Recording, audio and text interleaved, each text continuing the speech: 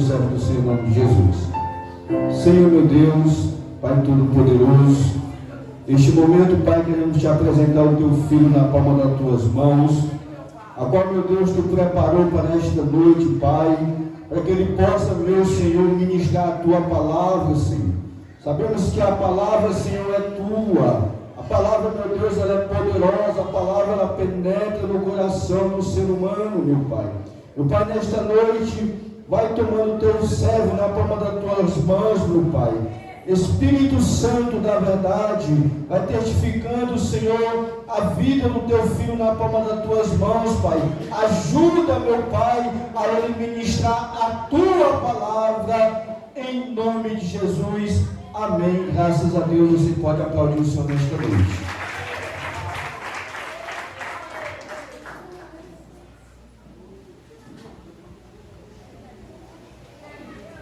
Eu saúdo a todos na paz do Senhor Jesus. Amém. Eu sou grato a Deus pela oportunidade que o Senhor me concede de estar aqui, tendo como propósito adorá-lo na beleza da sua santidade e também anunciar a sua palavra. Eu sirvo ao Senhor como diácono ali na Assembleia de Deus, Campão Ferraz, em Teresina. Para mim é um motivo de satisfação estar cultuando ao Senhor juntamente com esta igreja, que sempre me recebe de forma tão amável, tão calorosa. Quero aqui louvar a Deus pela vida dos pastores desta igreja, pastor Cesário, pastora Geralda, pastor Abraão, pastora Cláudia Regina. Que o Senhor continue a abençoá-los. E quero também parabenizar esta juventude por esta festividade maravilhosa, com um tema tão extraído da palavra, tão forte, tão atual, que é santidade sem negociação. Que vocês possam permanecer firmes, constantes, sempre abundantes na obra do Senhor, sabendo que o vosso trabalho não é vão no Senhor. Quando vocês cantaram esse último louvor, santificação, deu para a gente sentir a entrega desse conjunto quando se fala em adoração, e eu creio que esta adoração foi recebida como um cheiro suave às narinas do nosso Deus. Eu convido você a abrir juntamente comigo a sua Bíblia na primeira carta de Pedro. Glória a Deus, aleluia. Primeira carta de Pedro, capítulo 1, e nós iremos ler do versículo 13 ao versículo 16. Glória a Deus, aleluia.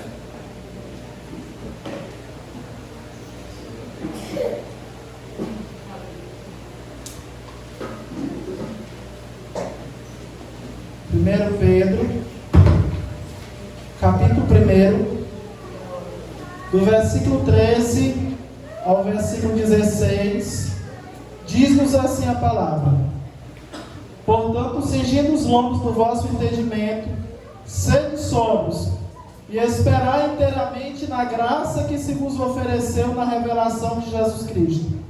Como filhos obedientes, não vos conformando com as concupiscências que antes havia em vossa ignorância, mas começando aquele que vos chamou, sede vós também santos em toda a vossa maneira de viver, porquanto escrito está: sede santos, porque eu sou santo. Sente-se, mas sente-se glorificando a Deus. Igreja, olhe para cá. Nós estamos em uma festividade cujo tema é santidade sem negociação. E nesta carta, o apóstolo Pedro está escrevendo para os cristãos espalhados em 5 províncias da Ásia, a quem ele se refere como eleitos de Deus. Então esta carta possui um destinatário. Ela foi escrita para os cristãos encontrados nessas 5 províncias da Ásia, mas ela se trata também de uma carta atemporal, ou seja, como ela foi inspirada pelo Espírito Santo, embora ela tenha tido um destinatário original, que eram os cristãos encontrados nessas 5 províncias, ela também foi endereçada a todos os cristãos de todas as épocas, de todos os lugares, e isso certamente nos inclui. E Pedro, no versículo 3, para você que ainda está com a sua Bíblia aberta, ele expressa sua profunda gratidão a Deus por ter gerado esses crentes de novo, a fim de que eles tivessem uma viva esperança. No versículo 3, Pedro agradece e louva a Deus, porque gerou de novo os crentes. Ele está afirmando que esses crentes passaram por um novo nascimento, porque só pode viver uma vida de santificação aquele que primeiro passou pela regeneração. Não existe possibilidade de santificação na vida de quem ainda não passou pelo novo nascimento. E é por isso que lá em João capítulo 3, no versículo 3, Jesus Cristo afirma para o doutor da lei chamado Nicodemos: necessário te é nascer de novo. E Pedro afirma aqui que esses cristãos foram regenerados, nasceram de novo, para que eles tivessem uma viva esperança em Cristo. E a viva esperança desses crentes era a vinda de Cristo para buscá-los. E Pedro afirma também que esses cristãos foram regenerados, não somente para terem uma viva esperança, mas também para participarem de uma herança incontaminável nos céus. Isso está no versículo 4. O que Pedro está afirmando para esses crentes é: ei, o que vocês têm de seguro, o que vocês têm de durável, o que vocês têm de eterno, o que vocês têm de permanente, não são os bens materiais que vocês possuem, mas o que vocês possuem de eterno, de permanente, de durável, é a herança que vocês têm reservada nos céus. Aleluia! Deus está dizendo isso para nós também aqui nesta noite. A Bíblia diz em Mateus capítulo 6, versículo 21, que onde estiver o tesouro do homem, ali estará também o seu coração. E há muitas pessoas considerando que o que elas possuem de mais valioso, que o que elas possuem que merece ser protegido, são os seus bens materiais. Mas os bens materiais que possuímos, os bens materiais que alguém possui, todos eles estão sob a possibilidade de perda, de extravio, de deterioração, de descarte. É por isso que Jesus Cristo disse também em Mateus capítulo 6, não ajunteis tesouro na terra, onde os ladrões minam e roubam, e onde a traça e a ferrugem corrói.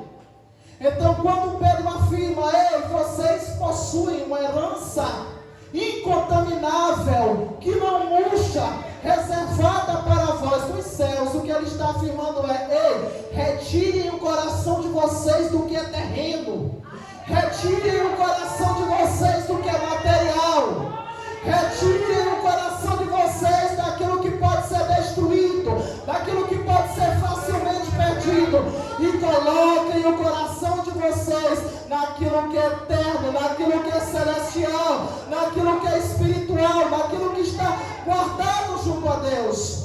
Porque aquele que coloca o seu coração nas coisas, ele entra em desespero quando perde as coisas. Aquele cujo coração está nos bens materiais, ele é capaz de suicidar-se caso ele venha perder os bens materiais.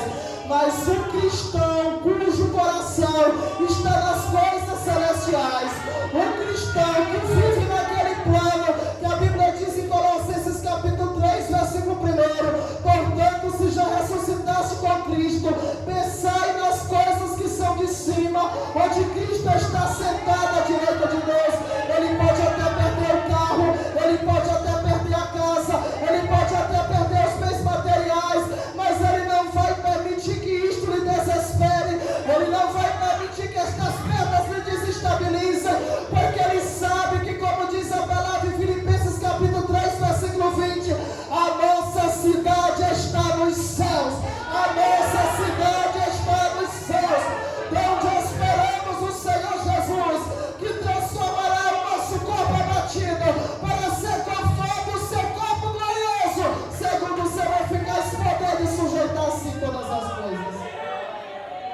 herança nos céus, irmãos. Então esse Pedro declara que esses cristãos possuem uma herança guardada para eles no céu, mas eles estão também guardados por Deus para a salvação prestes a se revelar. Estamos guardados por Deus. Mas ainda no versículo 7, do versículo 6 ao versículo 7, esse apóstolo Pedro deixa claro que esses cristãos que nasceram de novo para possuírem uma viva esperança, que nasceram de novo para participarem de uma herança que não pode murchar, reservada para eles no céu. Esses cristãos que foram guardados por Deus para a salvação prestes a se revelar neste último tempo, eles estavam passando por um processo chamado de tribulações, aflições, porque entre o ponto de partida e a linha de chegada existe uma caminhada cristã a ser percorrida, e esta caminhada é marcada por muitas provações. Mas Pedro estava alertando e encorajando esses crentes para que eles não desanimassem diante destas provações, para que eles não desanimassem diante dessas aflições que faziam parte da sua caminhada cristã. Por quê? Porque estas provas e estas aflições não estavam vindo para desanimá-los, mas estavam vindo para amadurecimento e aperfeiçoamento da sua fé.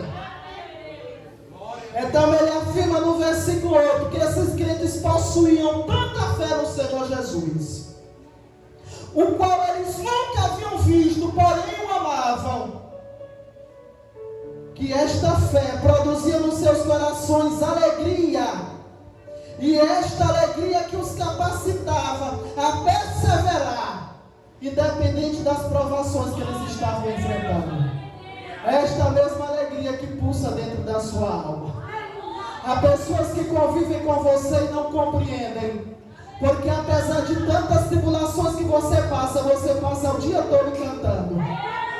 Tem gente que não compreende, porque mesmo passando por situações tão difíceis, mesmo muitas vezes lhe faltando, oh meu Deus, algo na tua dispensa, mesmo muitas vezes faltando a saúde, mesmo muitas vezes você tendo alguém da tua família que ainda está aprisionado por Satanás, por meio de um vício destrutivo, você continua cantando, você continua declarando: eu e a minha casa um dia serviremos ao Senhor. E quando chega a hora do culto, nada impede que você venha adorar a Deus aqui.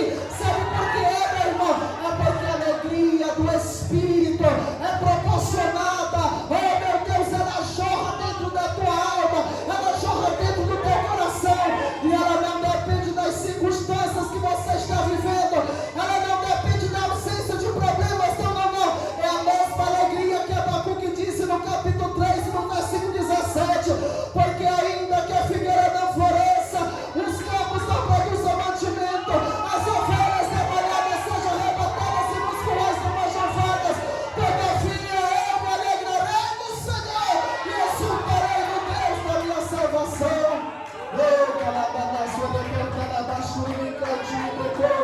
Eu não sei qual foi o problema que você deixou na sua casa, eu não sei quais foram as batalhas que ainda não foram vencidas, mas o Senhor te trouxe nesta noite para te dizer: receba a alegria do meu Espírito, receba a alegria do meu Espírito, receba a alegria do meu Espírito na tua alma, receba a mão como na minha vida que eu tô emanaia. Satanás não vai tirar esta alegria, a prova não vai tirar esta alegria, as críticas não vão tirar esta alegria, porque eu estou certo de que nem a morte, nem a vida, nem os anjos, nem os principados, nem as potestades, nem a altura, nem a profundidade, nem o presente, nem o porvir, nem qualquer outra criatura nos poderá separar do amor de Deus que está em Cristo Jesus, o nosso Senhor. E quando Pedro afirma isso, a partir do versículo 13, ele começa a descrever o o perfil que se espera de quem possui uma viva esperança. Quantos aqui possuem uma viva esperança? Ele diz no versículo 14: como filhos obedientes, não vos amoldeis as concupiscências que antes havia em vossa ignorância.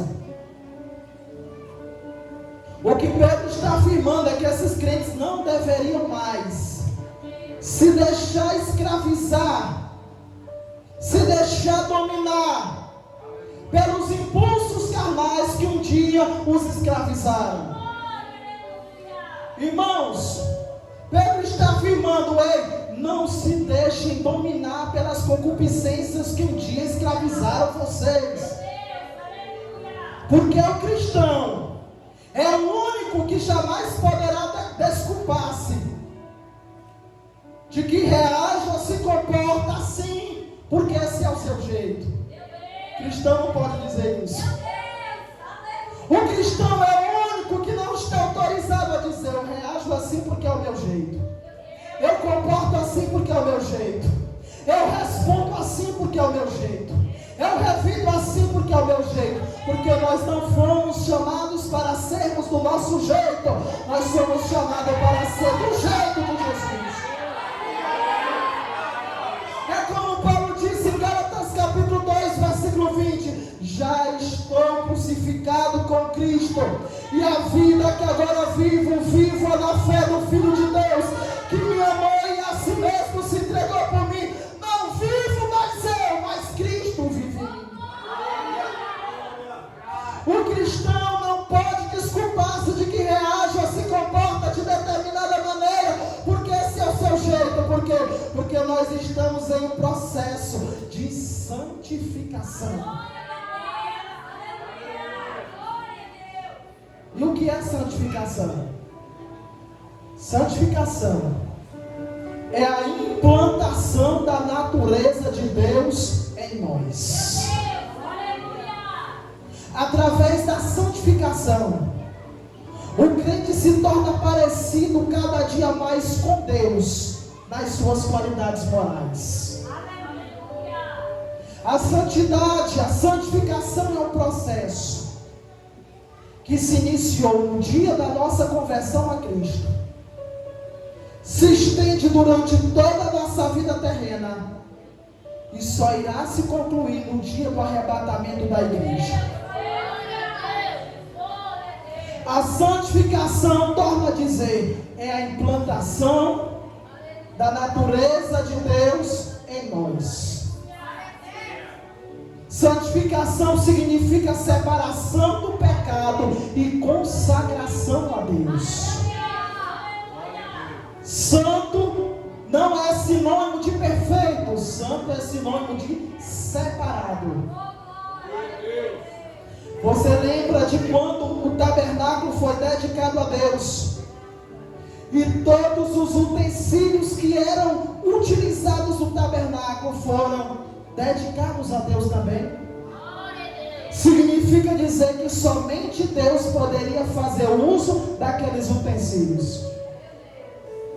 Mas um dia um determinado rei chamado Belsazar, lá no capítulo 5 de Daniel, fez uma grande festa aos seus ídolos, e ele mandou pegar os utensílios sagrados que estavam na casa do seu Deus, mas que eram dedicados ao Deus verdadeiro, para usar em uma festa profana.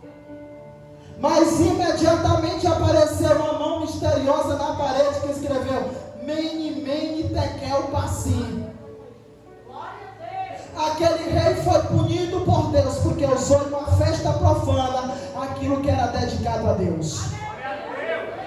Irmão, se Deus tratou com tanta seriedade a santificação desses utensílios, imagina como Ele trata, imagina como Ele leva a sério a santificação da tua vida.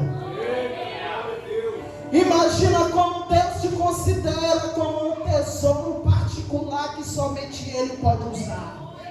Eu não estou entendendo, irmão Melquisedeque, eu estou dizendo que você é santificado a Deus.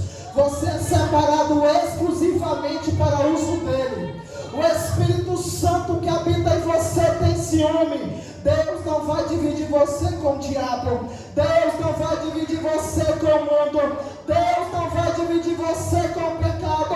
Porque a Bíblia diz em 1 Tessalonicenses capítulo 5, versículo 23: o mesmo Deus de paz vos santifique em tudo, e todo o vosso espírito, alma e corpo sejam conservados plenamente irrepreensíveis para a vinda de nosso Senhor Jesus Cristo. Deus não vai aceitar que os mesmos pés que te trazem para a casa do Senhor te conduzam para lugares onde a presença dele não pode te acompanhar. Deus não vai aceitar que a mesma boca e a mesma língua que você usa aqui para glorificar o nome do Senhor, lá na sua casa você use para cantar uma música profana, porque a Bíblia diz que de uma mesma fonte não pode proceder água doce e água amarga. O que eu estou dizendo para você, Deus te quer 100% consagrado a Ele. O teu dom é de Deus, a tua mão é de Deus, a tua voz é de Deus, o teu instrumento é de Deus, o teu panela é de Deus, a tua oratória é de Deus, a tua loucura é de Deus. Tudo que você tem usa exclusivamente para a glória dele.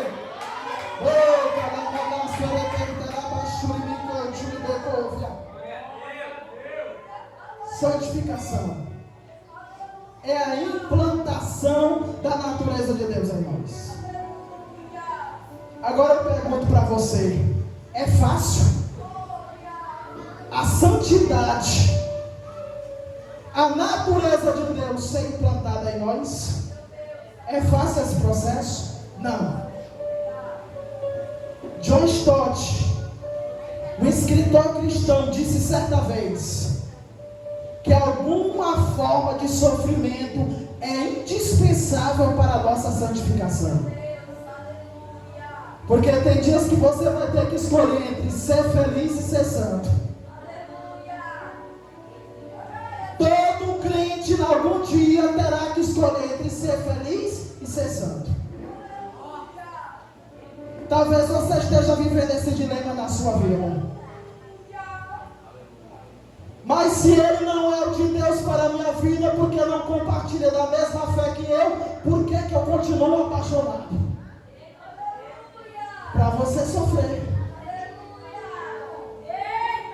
Se esse desejo que está aqui no meu coração eu não posso satisfazer, por que Deus não tira ele? Para você sofrer.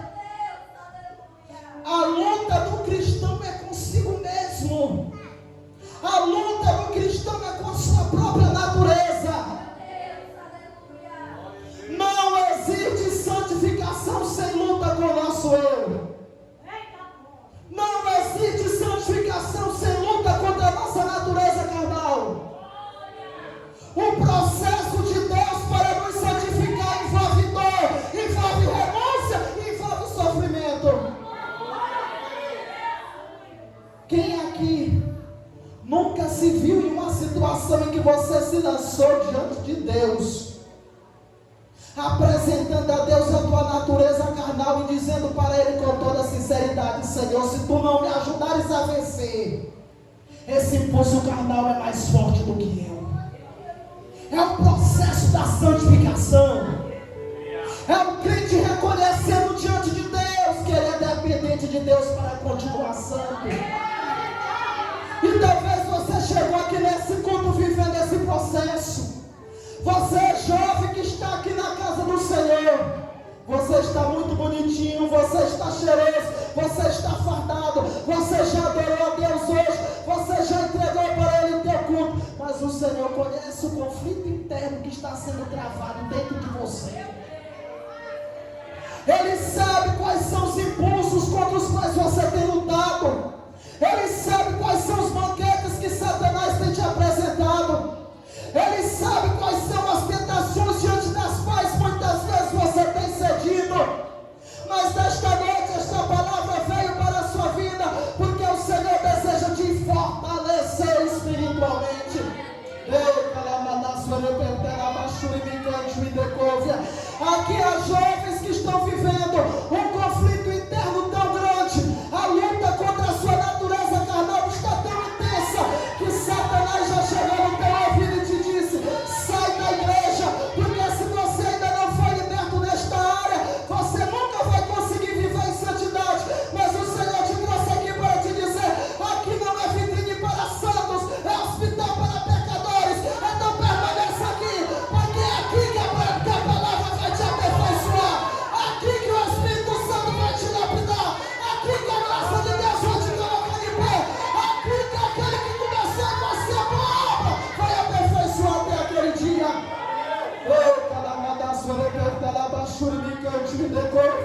Satanás está dizendo que você não vai conseguir vencer esta tentação. Satanás está dizendo que você não vai conseguir dominar a natureza carnal que há dentro de você. Mas o Senhor está te dizendo o que está escrito em 2 Coríntios capítulo 10, versículo 13. Não veio sobre vós tentação senão humana, mas fiel a Deus, fiel a Deus, fiel a Deus, que não vos deixará tentar acima do que podeis, mas com a tentação dará um escape para que a possais suportar.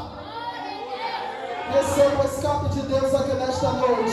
Receba o escape de Deus aqui nesta noite. Receba reforço de Deus para continuar vivendo em santidade.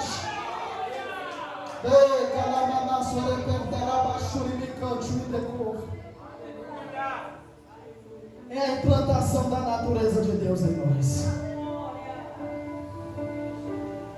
E A.W. Tozer, escritor cristão, disse determinada vez: não conheço um cristão que seja útil, que não seja estudioso das Escrituras. Não existe atalho para a santidade.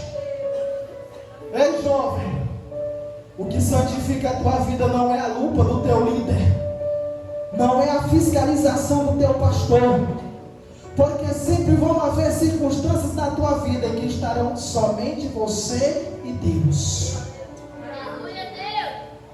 Sempre vão haver ambientes em que ninguém estará fiscalizando o teu comportamento. E é quando nós estamos sozinhos que nós manifestamos o nosso verdadeiro caráter. Não é quando nós estamos diante das pessoas. Diante das pessoas é fácil nós usarmos uma performance. Mas o Senhor te trouxe nesta noite para te dizer por meio dessa palavra que o que te santifica não é a fiscalização do teu pastor, do teu líder, do professor da escola dominical. Porque vão haver momentos na tua vida que não vão ter nenhum deles te fiscalizando, não vai ter nenhum deles te lembrando das Escrituras. Mas se você tem o temor de Deus no teu coração, se você pode dizer como disse o salmista: escondi a tua palavra no meu coração para não pecar contra ti, você não vai aproveitar os ensinos do teu pastor para pecar, você não vai aproveitar os ensinos dos teus pais para fazer o que a tua carne deseja, mas você vai lembrar que não há criatura encoberta diante dele, mas todas as coisas estão nuas e patentes aos olhos daquele com quem temos de tratar.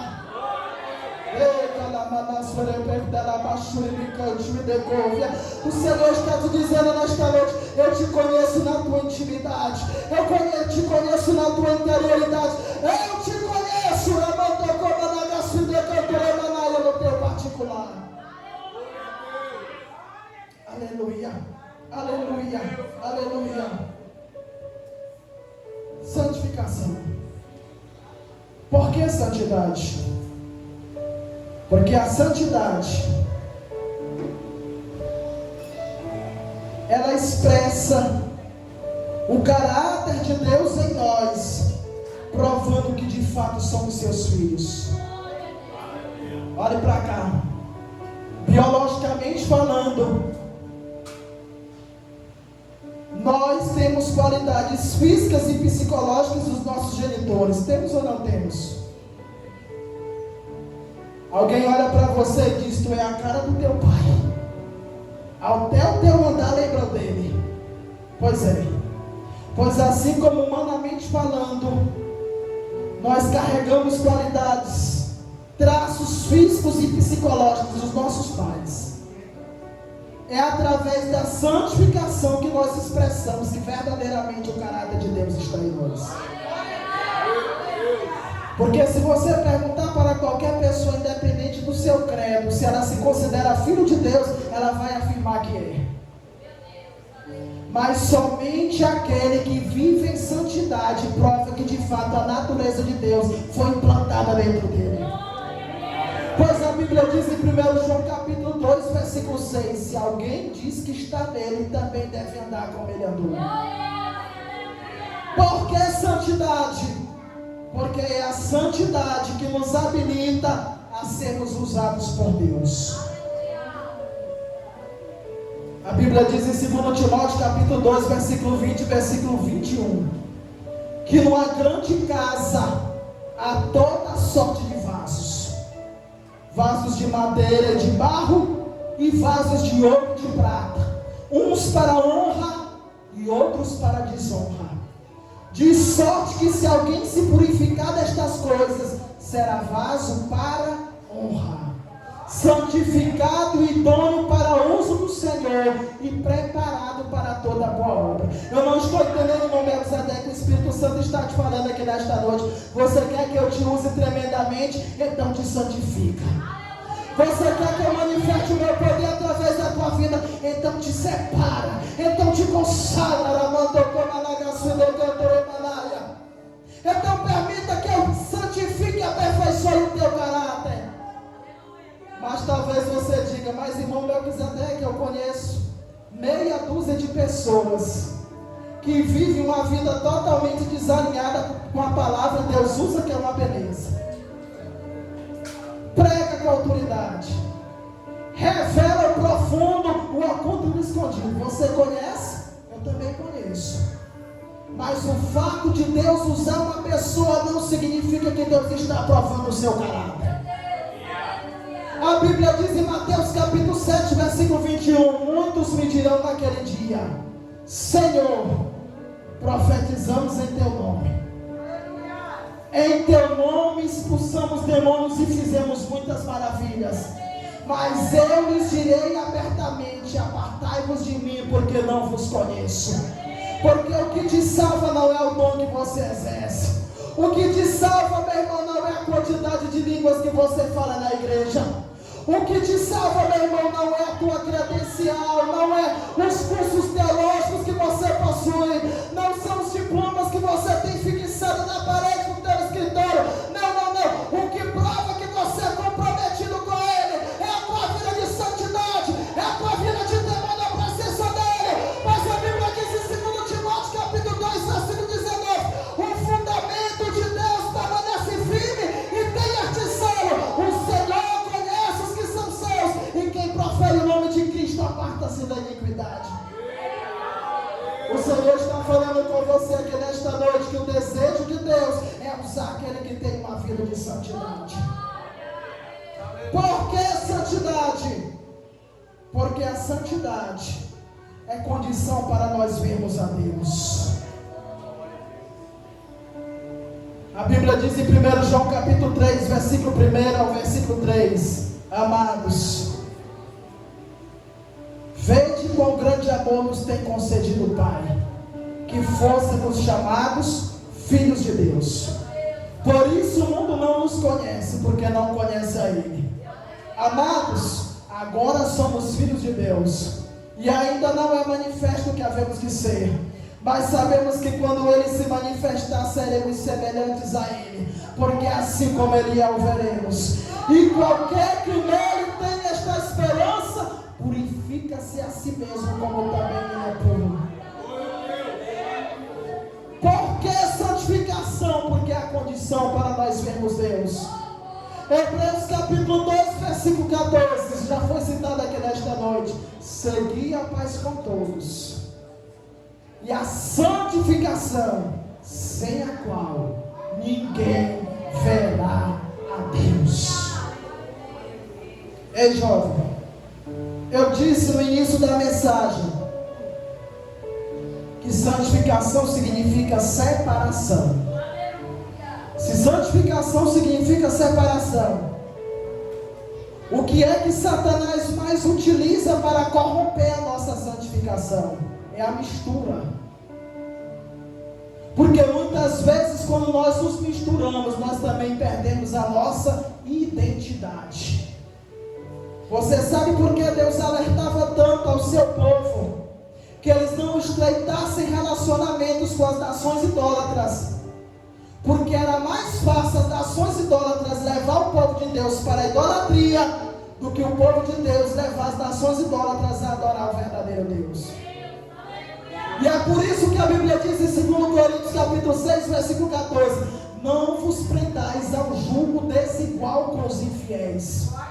Porque que concórdia há entre Cristo e Belial? Que consenso tem o templo de Deus com os ídolos? Que parte tem a justiça com a justiça?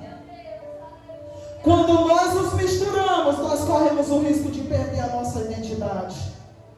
E você, jovem adolescente que está aqui, Satanás tem lutado para retirar, para corromper a tua identidade, para corromper a tua santificação.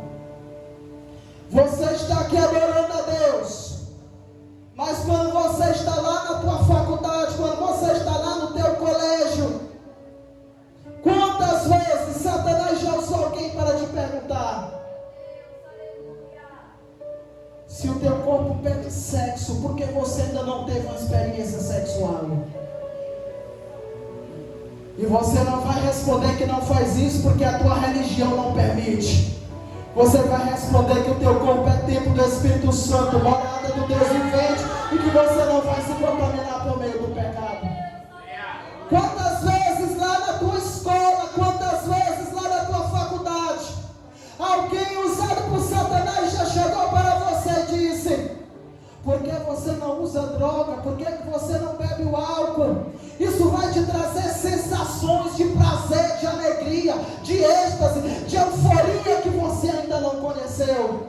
E você não vai responder que não faz isso porque a tua religião não permite. Você não vai dizer que não faz isso porque o teu pastor te proibiu de fazer. Você não vai dizer que não faz isso porque você tem medo de envergonhar os teus pais. Não, não, não. Você vai dizer que não depende de usar nenhum alucinógeno para você sentir a verdadeira alegria. Porque a Bíblia diz: não vos embriagueis com vinho em que a contenda, mas enchei-vos do Espírito Santo.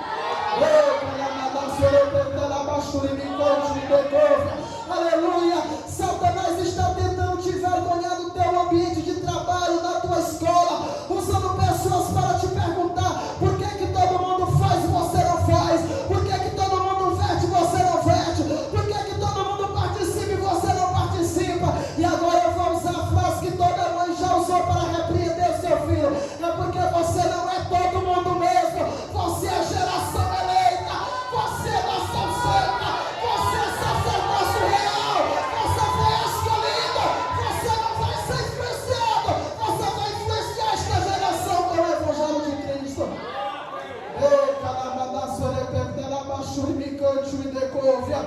Aleluia, aleluia, aleluia. Eu venho dizer para você aqui nesta noite que o maior obstáculo para nós vivermos uma vida de santidade é a nossa natureza carnal.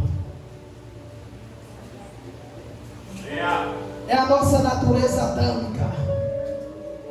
Romanos capítulo 7, versículo 15, a Bíblia diz: porque o bem que eu quero fazer, não faço, mas o mal que eu não quero, isso eu faço. De maneira que já não sou mais eu, mas o pecado que está em mim. Quem aqui não vive essa luta? O Espírito Santo quer que você ore e a carne quer que você durma. O Espírito Santo quer que você jejue, mas a carne quer que você coma. O Espírito Santo quer que você perdoe, mas a carne quer que você vingue. O Espírito Santo quer que você persevere neste propósito, mas a carne quer que você desista. A maior luta de um cristão é com a sua natureza carnal. Mas o Senhor te trouxe nesta noite para te dizer que o Espírito Santo habita dentro de você. Se você estivesse sozinho, você jamais conseguiria viver uma vida de santidade. Se nós dependermos apenas dos nossos próprios esforços, nós jamais conseguiríamos viver uma vida de santidade. Mas o Espírito Santo está habitando dentro de você. É Ele quem te dá graça, é Ele quem te dá poder para você viver uma vida de santidade. É Ele que, quando você está diante do pecado, Ele diz para você: te mantenha distante. É Ele que, quando você chega a cair, produz em você arrependimento, produz em você o desejo de se levantar e continuar se santificando. Porque a Bíblia diz em 2 Coríntios capítulo 7, versículo 10, que a tristeza, segundo Deus, opera arrependimento para a salvação. Coloque-se de pé nesta noite.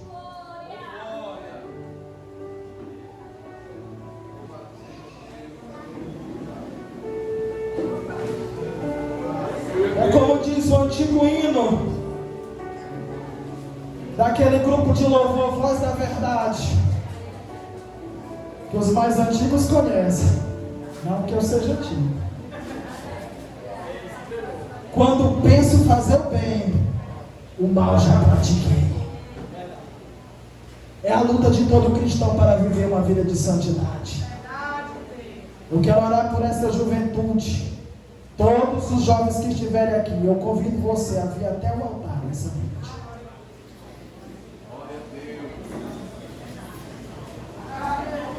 Todos os jovens.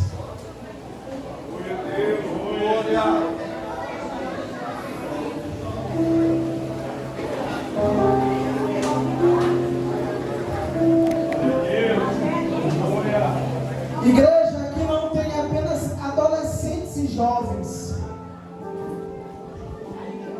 Aqui existem flechas de Deus. Aqui existem projetos de Deus. Pessoas que Deus quer usar tremendamente nesta geração. No louvor, no ministério da palavra, na liderança. Aqui há pessoas que Deus quer usar para impactar não apenas a sua família, não apenas este bairro, mas todo esse estado, toda esta nação e o mundo. E porque Satanás sabe do potencial que Deus investiu nesta juventude, sabe o que ele quer? Ele quer retirá-los da igreja. Ele quer bombardeá-los com desejos carnais. Ele quer apresentar a esses jovens propostas para retirá-los da presença de Deus. E olhe para mim nessa noite. E sabe a quem o Senhor entregou a missão de lutar em intercessão para que eles permaneçam na presença de Deus? Você sabe para quem foi que Deus entregou a missão? Para mim e para você. Pesa sobre nós a responsabilidade de interceder por esta juventude. Você está vendo eles muito bonitos aqui, mas vocês não sabem quantas batalhas eles têm travado. Vocês não sabem quantos leões e ursos, assim como Davi, eles têm lutado para se manterem na casa do Senhor. Vocês não sabem quantas pessoas mal intencionadas Satanás tem colocado pertinho deles para tentar arrancar do coração deles a semente da palavra de Deus que você tem plantado. E é por isso que nós precisamos cobrir-nos de intercessão. E é por isso que nós precisamos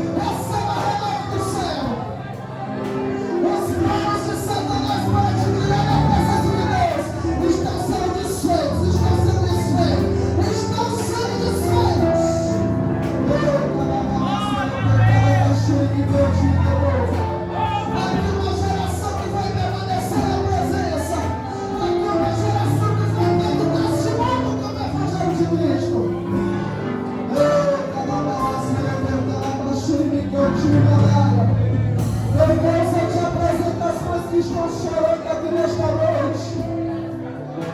Porque é um filho, meu Deus, que não está na tua presença. Porque é uma filha, meu Deus, que não está aqui te adorando.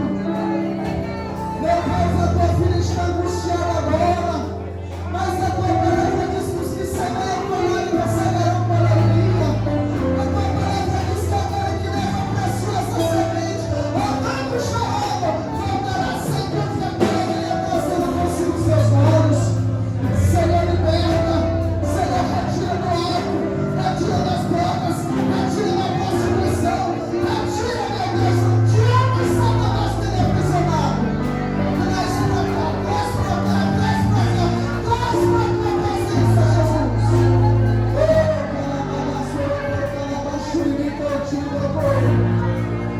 Eu profetizo sobre a autoridade do teu nome. Que teu filho direto ao monte de Jerusalém. Eu e minha casa serviremos ao Senhor. Em nome de Jesus. Em nome de Jesus. Em nome de Jesus.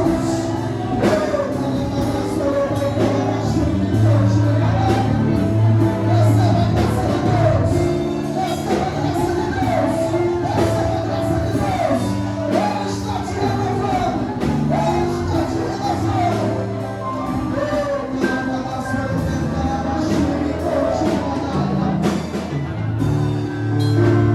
Em nome de Jesus. Em nome de Jesus. Você olha para o seu amador e fica para Deus.